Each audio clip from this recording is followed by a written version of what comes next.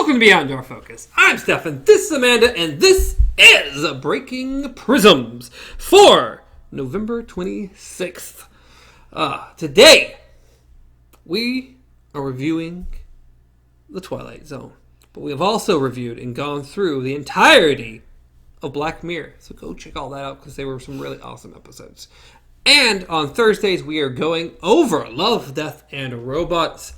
Go check out, it's not out if you're watching this day up, in 2 days, on Thursday, Thanksgiving. Go check out Zima Blue. We reviewed Zima Blue from Love, Death, and Robots. It's going to be a good one. But today, we are going over to the 30th episode of Twilight Zone called A Stop at Willoughby. Willoughby. That's not what I spelled here. But that's all right. I'm missing at least one letter in there. Wahabi. And you know what? I looked at I looked at it on that too on the TV, and it's like, you know what? It's spelling's hard. A stop at Willoughby. Willoughby. So, this how would episode, you describe this? top level. A man Stressed out, unhappy with life has dreams of another place. Pretty much. Dreams of escaping. Of Willoughby. Yes, dreams of escaping his ho-hum life of stress and agony. Yes. Don't we all? Don't we all? 'Tis the season. It is the season to be stressed out with life. Yes. So, our thoughts on this interesting episode. Well, as badly as we've botched up trying to explain the episode and probably gave it no justice, really good. It was a very good episode, very well acted, very good at making you feel as stressed as the character was feeling. This is one of those episodes, or of anything really, where while you're watching it, you start to feel as the character feels. And at this point in time, it is wanting to slap someone upside the head. Which, for me, in this particular episode, is a good thing and a bad thing. Yes. Because unfortunately, fortunately the episode is very good, but unfortunately, I'm not particularly thrilled where the narrative ends. Yes. Which makes sense. We can't really go over that quite yet. It's going to be in spoilers, and it will make more sense when we get there. But for now, as far as feeling how he feels, it really makes the episode hold true to nowadays. I know you said that you've been looking for an episode that stands the test of time. And besides, of course, the part of the narrative that you don't like, I think this is one of those episodes anybody can relate to. Yes, it holds up quite a bit. It holds up for anyone stressed out with life. Anyone who's not happy with their relationship or their job or just things that are going on. It's very relatable in those manners. Which, based off any new media, Facebook, Twitter, anywhere you go, that's going around. Yeah, especially our generation, or nowadays, yes, where the primary joke is, can I die yet? Yeah, yeah, pretty much. Or, the one I read yesterday where, a customer's like, I need you to go kill yourself. And you're just like, okay, have a good day. And then your manager calls you in and says, well, you didn't do it, so I'm going to have to write you up. Yeah. You didn't do as the customer asked, so I'm going to need to, have you put in your resignation. So, yeah, it is a good episode. Overall, it is a good episode with good acting and feeling for the character.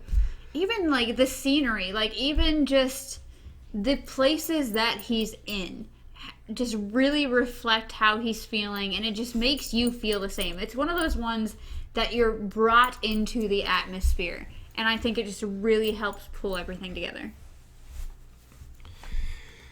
So, yes, a good episode, one worth checking out. Yes. Worth going over. The only other negative I can really say, which, again, not a huge negative, but it is a small complaint, is that, in my opinion, this is one of, if not the least, Twilight Zone episode of this first season.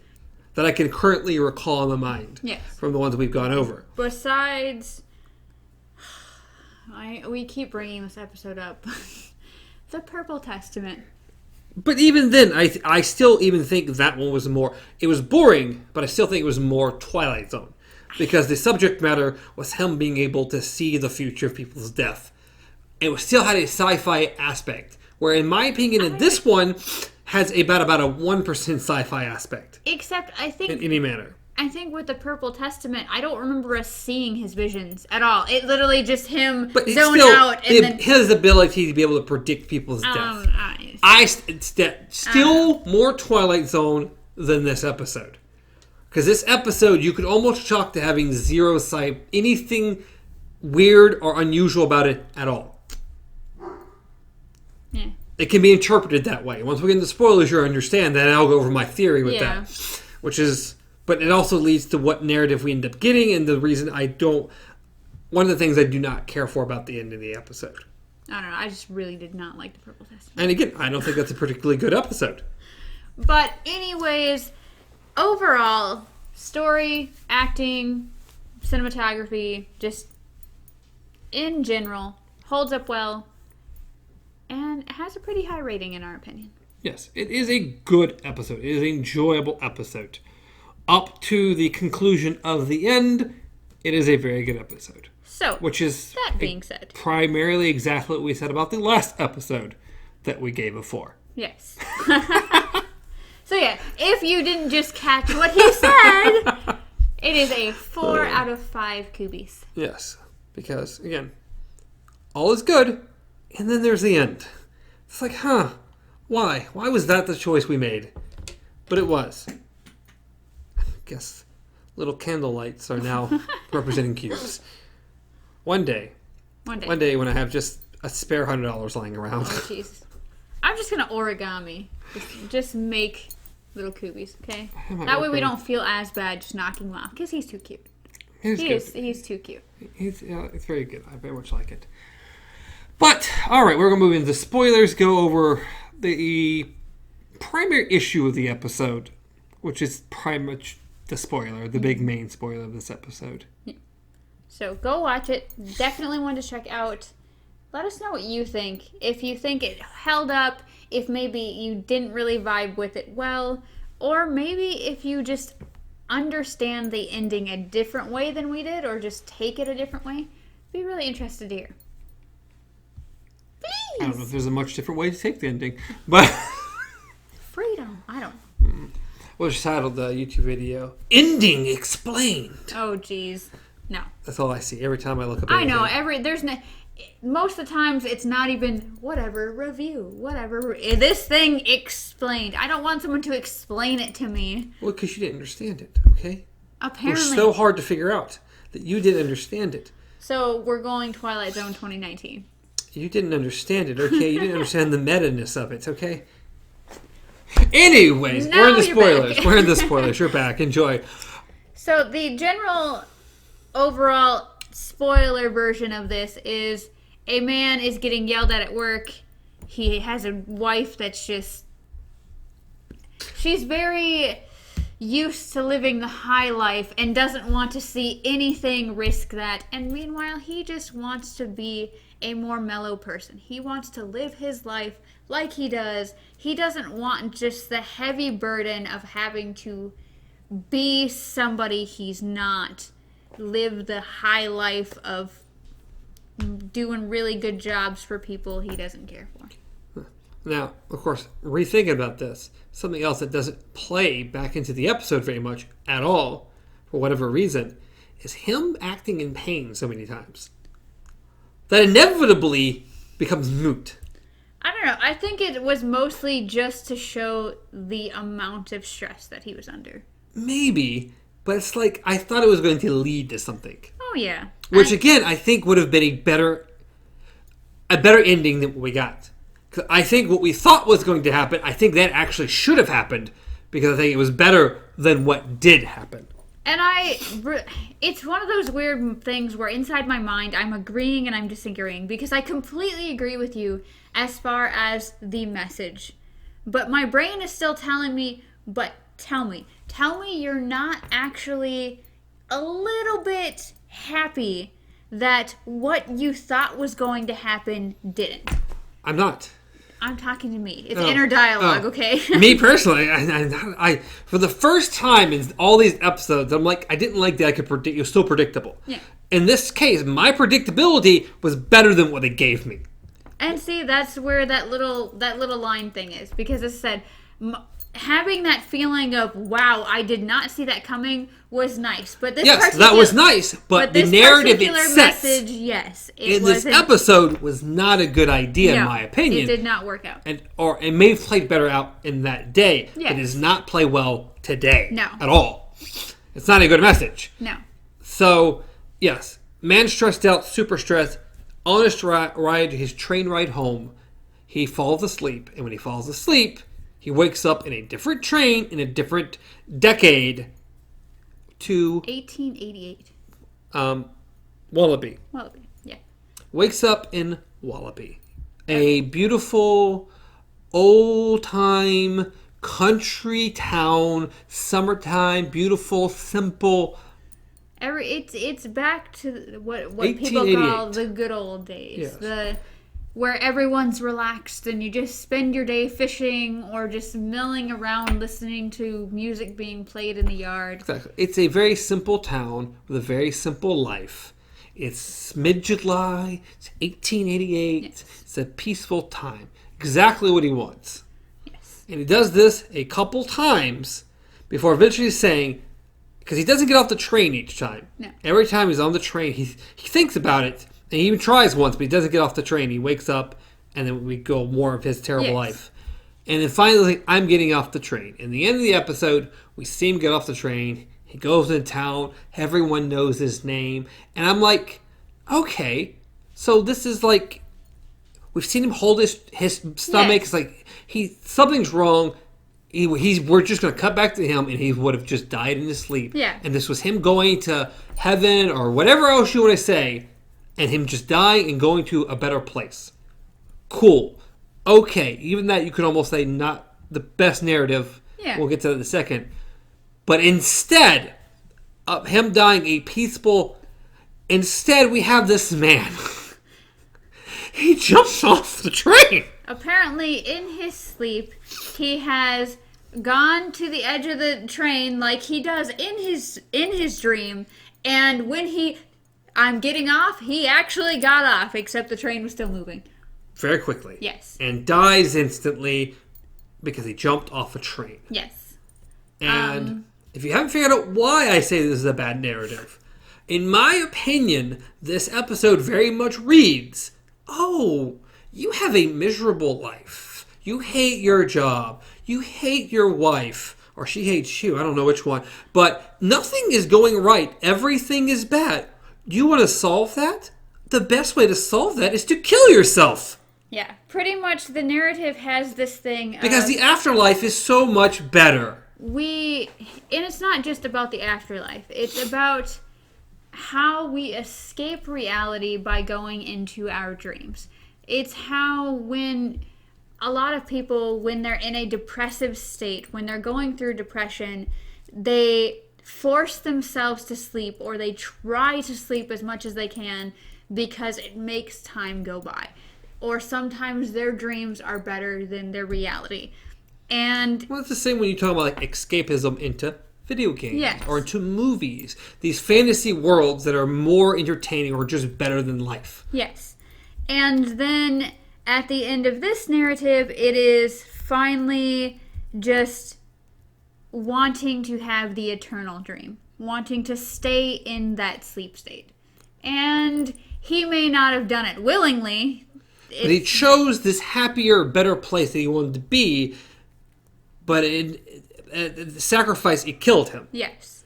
The cost was him giving up his life to be in this place, literally. Yes, which in my opinion is not a good statement. No. It wasn't. This should have been a better statement of him escaping his current circumstance for a better place, but death shouldn't have been that better place. One of the things that we did come up with while we were talking about this immediately after watching it was that it almost would have been better. Like, yes, we both saw his death coming. We just saw it in a more peaceful manner. But it almost would have been better if this was like a previous episode. I can't remember what it was called now. But it was where this guy kept going into, like, waking up into different worlds. In one world, he was an actual person that worked at this office, and in the other world, he was an actor playing this character that works in this office.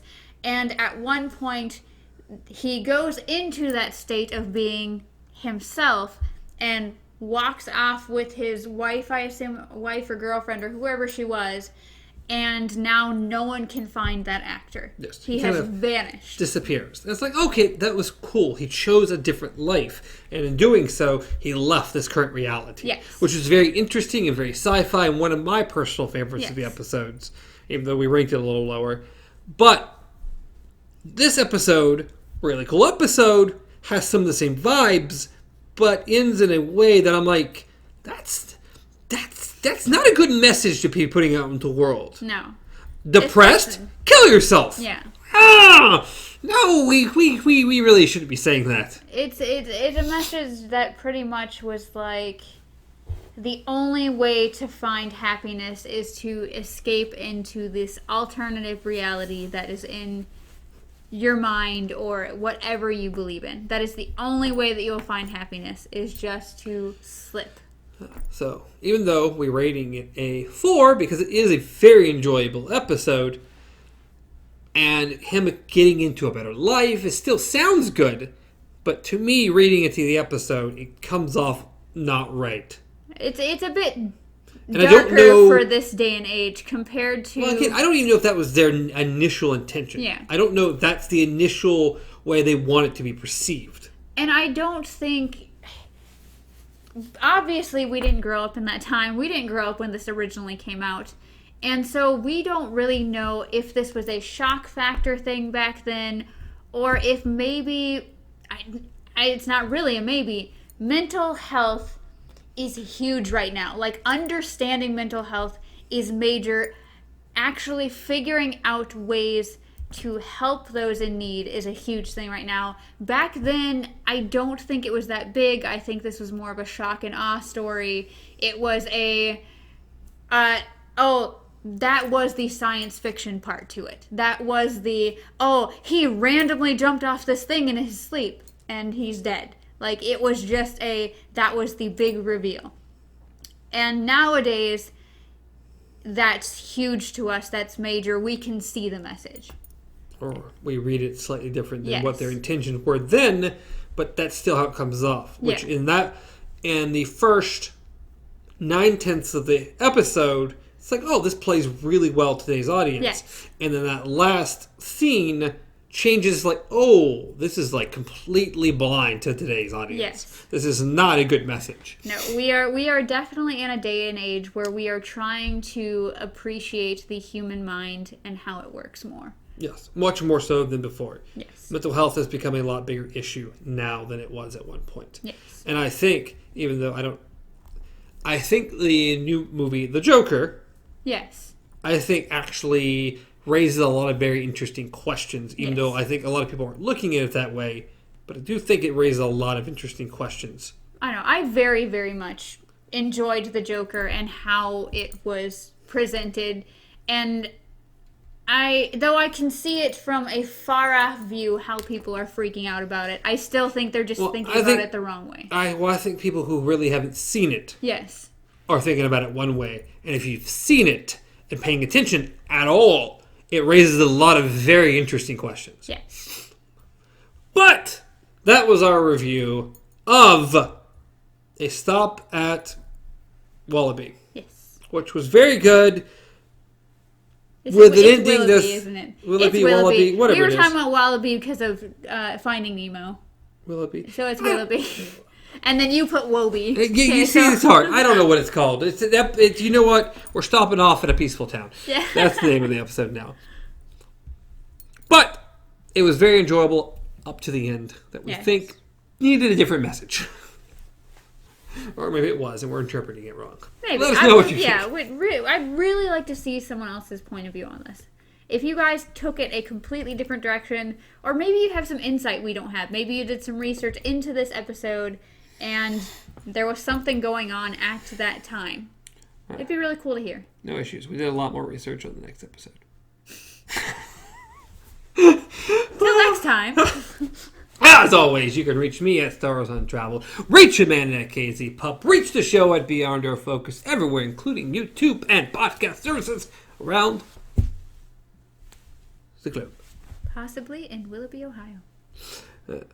Is it Ohio? Yes, it is Ohio. I said Ohio, and my brain's like, no, it's Oklahoma. And it's like, no, it's Ohio. It's Ohio. It's Ohio. Okay. There's a real one. It's there. And apparently they did what? They did some one of the little kind festivals is called Last Stop at Willoughby. Ah, okay. Willoughby, whatever it's called. That would be interesting to look into, because I want to know how they took it to want to celebrate it for a festival. I mean, it's just it was something that was popular, and it's like, oh, look at that, they made up a town, but supposedly it's also a street name that's like in Hollywood, like close by the studio, so that's maybe where they actually got it from. But there's actually a place called that and everything, so that's cool. It's interesting. Have fun. Till next time, long days and pleasant nights.